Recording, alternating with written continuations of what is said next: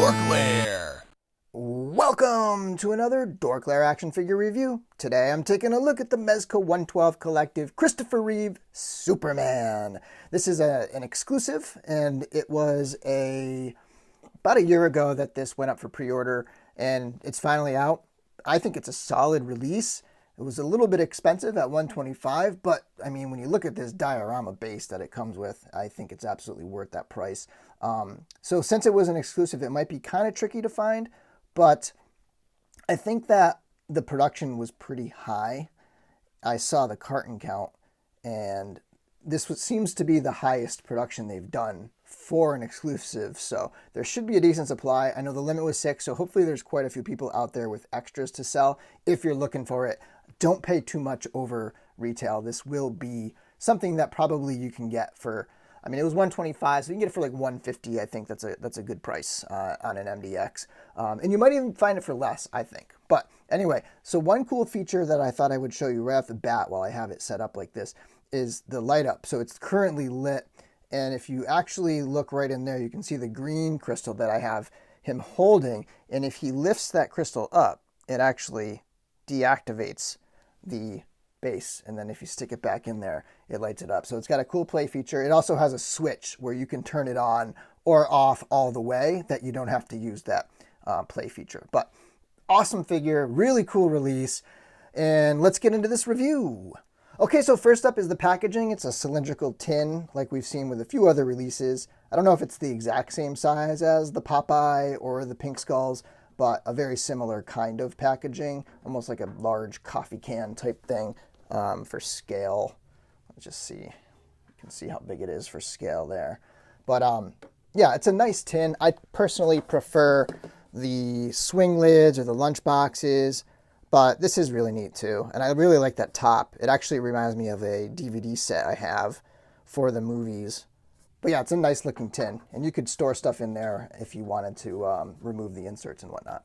Next up, let's take a look at the Sculpt paint details, tailoring, and all that. And here's a quick look at him from the front. You can see he has a nice silhouette. I think the body shape does kind of capture that Reeve's he's not like a jacked bodybuilder, but he's a big guy and he's muscular and stuff. He's just not rippled like Arnold or something like that. Here it is from the left side. Here's how he looks from the back. Superman's right side. And back to the front. Okay, getting a look at the head sculpts. This is the first head, the primary head, that I think of the three is probably my favorite. I think this looks good. Like, this is a great likeness of Christopher Reeve, in my opinion. I've heard some people complain about it, and I'm not totally sure what they're seeing that I'm not, but that can happen with these actor likenesses. One person sees one thing and another person sees another, and it can be kind of tricky to get the same read on things. But to me, I think this head sculpt looks awesome. I think it looks just like Christopher Reeve.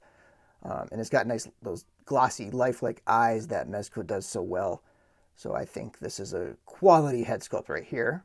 And then next up, we have the smiling head sculpt. This was the other one that was advertised with the figure. And I think it looks better than it did in the promo pics, but they have that same issue with the teeth where there's something weird, like their teeth seem like they're on the outside of their mouth or something when Mezco does teeth. So that makes it a little odd. Or maybe they're too bright or something weird. But overall, I mean, it's not a bad head. It's just goofy with those teeth. And then finally, this head actually was not advertised with the figure. So this is a bonus. And it's pretty cool. Like, it's almost like a slight smirk to it. It's definitely a different expression than the main head.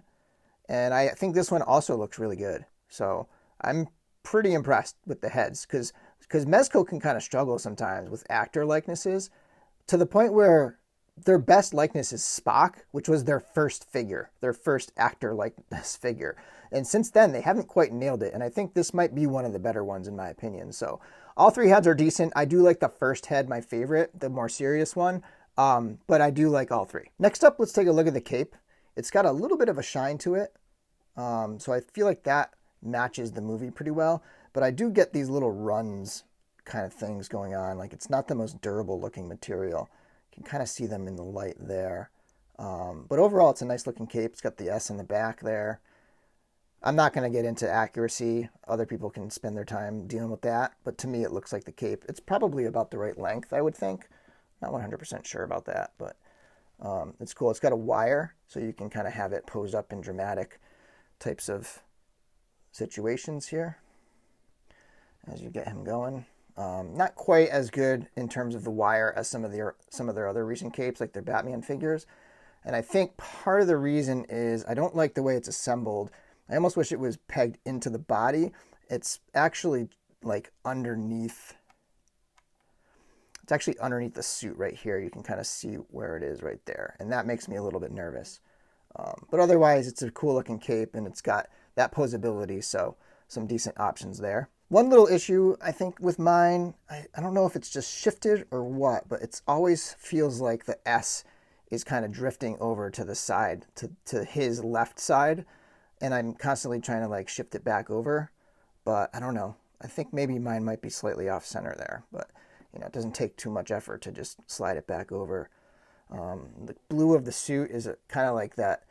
It's not that super vibrant blue. It's like a little bit paler. And I think that actually kind of fits what's in my head in terms of the movie. Getting into the belt, it's got a nice shine to it. Very reminiscent of how it seemed in the movie there. And then you have the shorts. They seem like they ride a little bit high, but I think that's only because we have this issue where the leg joint, like the thigh swivel, is like an overlapping type of swivel. It's not a flush type of a situation. And so what's happening is you're seeing that and it's creating this almost gap right here. And that's one of the little nitpicks I have with the figure. But for the most part, if you pose them up, you don't really notice that. But just like this, it's kind of noticeable. It makes it seem like the shorts ride too high or something. But overall, I think the tailoring is decent. It bunches up a little bit on the side over here. But what are you going to do? I mean, it's kind of tricky to get that perfect on every single figure. And then down into the legs, some nice musculature showing through there. And again, he's like built, but he's not ripped. He's not like a bodybuilder type. And then you can get into the boots here. Nice little texture to them. They're a little darker than the rest, but again, I can't really. I didn't go back and rewatch the movie again just for accuracy purposes. But so yeah, it's a pretty good looking figure overall. The head sculpts I like. The suit is pretty nice. Nice material. They've kept the weave down pretty well. Like it's not this super like heavy weave. So I think it looks pretty good. All right, now let's take a look at Superman next to a few other action figures. First is literally the only two other Superman figures that I own, and that is the Mafex that just came out. So we're in like a little golden age of awesome Superman figures releasing, which I haven't reviewed yet. I hope to get to that at some point. And then on the right is the old Dark Knight Returns Superman from the Multiverse Mattel figures. And then next up, we have a couple Batman figures. On the left is the incredibly small SH Figuarts Batman with a Harker Customs cape that actually really saved this figure for me, in my opinion.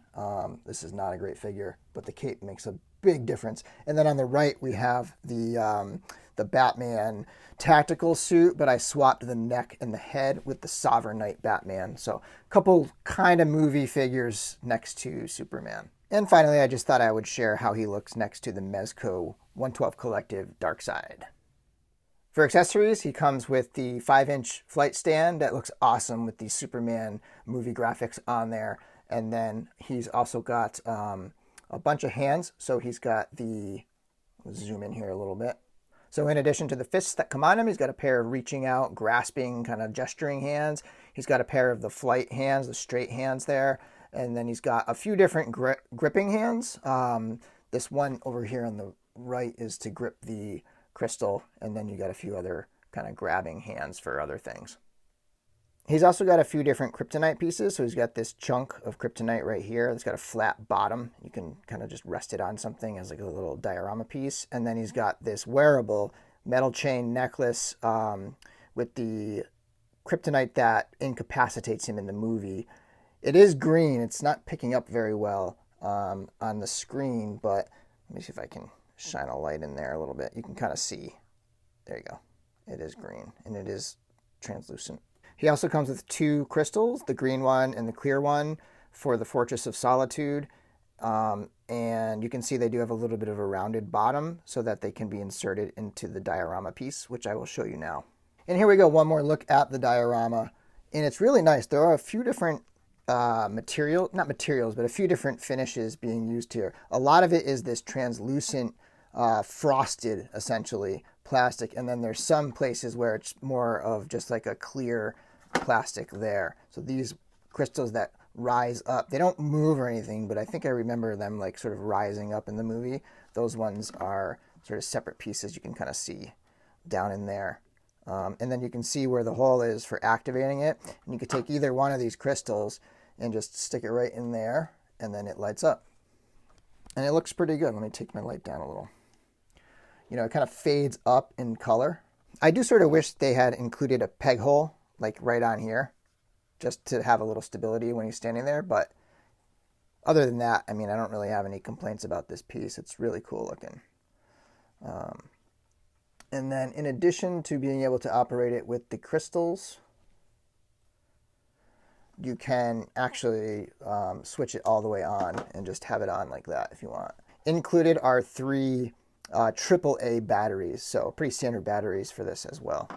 And it's kind of a weighty piece. I mean, I guess there's 3 batteries in there, but it's got a nice chunky feel to it. It doesn't feel super light and flimsy like some of those smoke effects that we've gotten from recent figures like the Ninjas and the Batman figures. Of course, I also forgot to mention that it comes with the flight stand as usual that you can swap out for the peg in the base. And finally, let's get a look at the articulation on Superman. So he can look down this far, and then he can look up. And that's a really good thing because when you're doing flight poses, it's good to be able to have him look up. I do wish you could go a little bit higher, and you could probably mess around with like half pegging it on the neck to get even a little slightly higher up looking. But for the most part, it does a pretty good job of flight poses. And of course, he's got some decent side-to-side motion, and he can twist as well. So pretty good movement up in that neck area. The arms can swing all the way up this high and then back down, and they can swing around. When you're swinging the arms, he can go all the way up. You just have to make sure that you're kind of twisting a little bit so that the suit follows with him and stays like normal looking. But he can go all the way up with his arm that way. And then there is a twist at the top of the bicep. He's got double jointed elbows. I do wish the arms came up a little further. If you mess with this a bit, you might be able to get it up, but that's about as far. That's kind of one of the weaker points. It's double jointed elbows, but it's not the furthest that I've seen in Mezco figures. So could be a little better there, especially when you're doing, when you're doing this flight pose. It would be nice if that could be a little tighter over here. The wrists have a hinge and then a swivel. In the torso, lots of great movement in the torso, rocking, crunching, back and forth, very smooth as well, and you can go side to side really well. This is probably his biggest strength, is his torso articulation. I really like this body. I just wish the elbows were a little deeper in terms of that range there. And then he can go out into the splits pretty far. He's got a twist at the top of the thigh, as you can obviously see through it, one of my little gripes there. And then he can kick forward quite a bit. And if you play around with this up here, like this is getting caught underneath. If you grab like a pair of tweezers and like pull it up and over, like you can get it kicked forward a little bit more. And you can kick back about this far. Double jointed knees, kicks all the way up. There is a twist at the boot as well. I'm always careful with that, especially with a suit as kind of thin and delicate feeling as this type. I don't know, I wouldn't want that to come undone under the boot there. And then you can point his feet down this far. I do kind of wish they went up a little higher, considering he's a flying character. And then they can come up that far. And then he's got the ankle rockers. And let me get him in a wide stance so you can see about how far he can go. So he can get about this far and still be relatively flat-footed over here. So yeah, I mean, it's decent articulation. A couple spots, like the elbows, I wish were a little deeper. But other than that, really, really solid release. I highly recommend this figure if you can find one for a reasonable price. I know, like I said, it's got a decently high production run, so hopefully that will keep the supply up in terms of aftermarket. So, get out there, be on the hunt for this if you want it. Total nostalgia trip. Superman 1978, such a classic movie. Mezco pretty much killed it, in my opinion. Thanks for watching my video, and until next time, may the Force be with you. Oh, what secrets you will find.